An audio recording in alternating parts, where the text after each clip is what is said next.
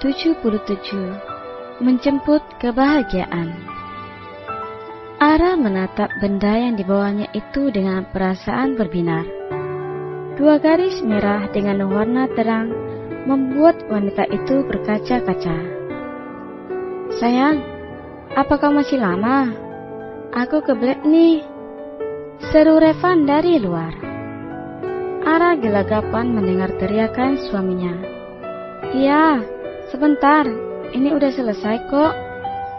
Ia pun segera membereskan benda-benda yang tergeletak di lantai dan segera menyimpan benda yang tidak lain adalah tote bag ke dalam sakunya. Ceklek. Ara keluar dari dalam kamar mandi dan melihat Revan yang menahan diri karena sepertinya sudah tidak tahan untuk buang air. "Yang, kok belum mandi?"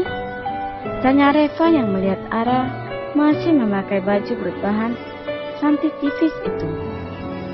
"Nanti deh, aku mau bikin susu dulu," jawab Ara kemudian berlari dari tempat itu. Revan mengerutkan keningnya, merasa aneh dengan sang istri yang katanya mau membuat susu itu. Sejak kapan Ara suka sama susu? Batin Revan. Sedangkan Ara langsung keluar dari dalam kamar dan menuju ke dapur untuk membuat susu stroberi yang sekarang menjadi kesukaannya.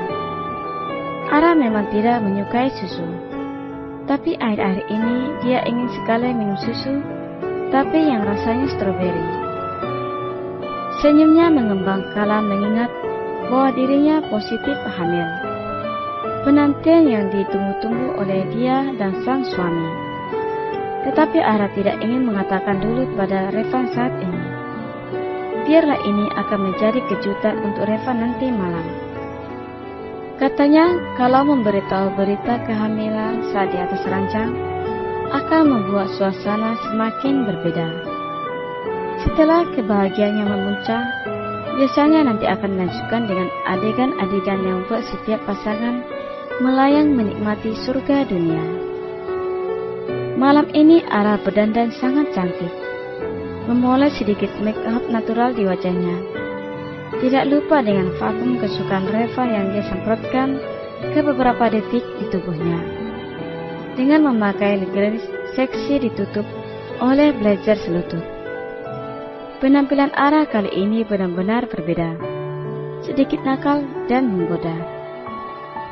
Malam ini Ara akan memberikan kejutan untuk sang suami bahwa usaha mereka selama ini akhirnya berhasil. Setelah merasa kalau bulan ini terlambat, Ara langsung membeli tote bag itu dan akhirnya garis merah 2 yang selama ini mereka tunggu-tunggu terjadi juga. "Sayang, Assalamualaikum," terdengar suara Revan dari arah ruang tamu. Ara merasa jantungnya berdetuk kencang. Malam ini Revan memang pulang malam karena harus lembur. Biasa akhir bulan memang selalu banyak pekerjaan yang harus segera diselesaikan. Bahkan ada beberapa divisi yang harus pulang sampai pagi. "Ara, sayang." "Iya, waalaikumsalam. Udah pulang?" saut Ara menyambut kedatangan suaminya.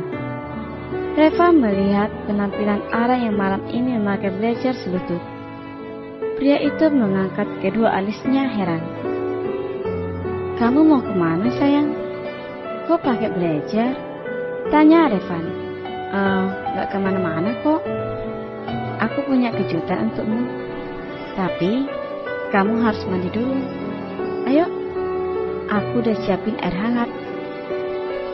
Tadi udah makan malam kan? Reva mengangguk. Tadi udah makan, pesan online. Kamu juga udah makan? Maaf, air-air ini harus lembur terus, ucap Reva seduh. Iya, gak apa-apa. Mandi dulu biar badan segar. Ara mendorong bahu suaminya untuk masuk ke dalam kamar mandi. Sedangkan Ara langsung berjalan ke arah laci meja rias dan mengambil tespek itu. Sambil menunggu Revan selesai mandi, Ara melepaskan belajarnya, tinggal Ligerius transparan yang melekat di tubuhnya. Setelah beberapa saat Revan keluar dari dalam kamar mandi dan sedikit terkejut ketika melihat istrinya duduk di pinggir ranjang dengan pakaian sangat menggoda. Dengan susah payah Reva menelan safilannya ketika melihat istrinya yang terlihat begitu transparan dengan Ligerius itu. Ara menatap wajah tampan suaminya dengan rambut basah yang menetes di tubuhnya benar-benar terlihat sangat seksi. Kali ini sepertinya Ara akan menggoda sang suami terlebih dahulu. Kalau biasanya Reva yang selalu menggodanya, kini giliran Ara yang bertindak. Sayang, kenapa malam ini kamu begitu cantik dan seksi? Ucap Revan melangkah ke arah sang istri yang juga sedang berjalan ke arahnya. Berarti selama ini aku gak cantik dan seksi? Ara mengerucutkan bibirnya. Reva benar-benar tidak bisa tahan hanya dengan melihat tubuh Ara yang seperti ini. Senjatanya langsung mengeras tanpa permisi. Kamu selalu cantik dan seksi setiap saat. Tapi malam ini aura kecantikanmu luar biasa. Aku makin cinta sama kamu. Reva langsung merenggut tubuh Ara dan mencium bibirnya lembut. Setelah berciuman sedikit lama dan sudah sangat panas, Ara melepaskan ciuman mereka. Aku punya kejutan untukmu sayang, ucap Ara melepaskan diri dan berjalan ke arah ranjang. Reva mengekor di belakang. Dia bingung melihat sang istri yang mengambil sesuatu di atas naskah. Lihatlah, aku baru tes tadi pagi dan hasilnya positif, ucap Ara menyerahkan tes pack itu. Reva menatap benda kecil dan panjang itu. Matanya berbinar dan langsung melebar seketika. Sayang, kamu hamil? Tanya Revan masih tidak percaya. Ara mengangguk cepat. Iya, aku udah telat. Ara memekik hebat ketika tiba-tiba Revan menggendongnya. Makasih sayang, aku bahagia sekali. Suruh Revan masih menggendong Ara ala Bridgester. Kemudian dia meletakkan tubuh istrinya di atas ranjang. Besok kita ke rumah sakit, tapi malam ini kita syukuran dengan sambutan untuk calon bayi kita, kata Revan langsung mencium bibir istrinya. Memanggut lembut dan semakin dalam. Tidak lupa tangan Revan juga sudah membelai ke bagian sensitif sang istri. Malam itu akhirnya kebahagiaan menghampiri Revan dan Ara dengan kehadiran calon buah hati di antara mereka. Hari ini Ara berencana pergi ke rumah Siva untuk persiapan acara pernikahan yang akan gelar 2 hari lagi. Persiapan demi persiapan sudah dilakukan oleh kedua keluarga untuk menyambut pernikahan kedua putra dan putri mereka tersebut. Setelah Romi minta restu pada ibunya sebulan yang lalu, dan sang ibu yang merasa bersalah karena telah memisahkan kedua sejoli yang saling jatuh cinta. Akhirnya kedua keluarga sepakat untuk mempersatukan mereka kembali, meskipun saat itu sedikit mendapatkan kendala dari Adam.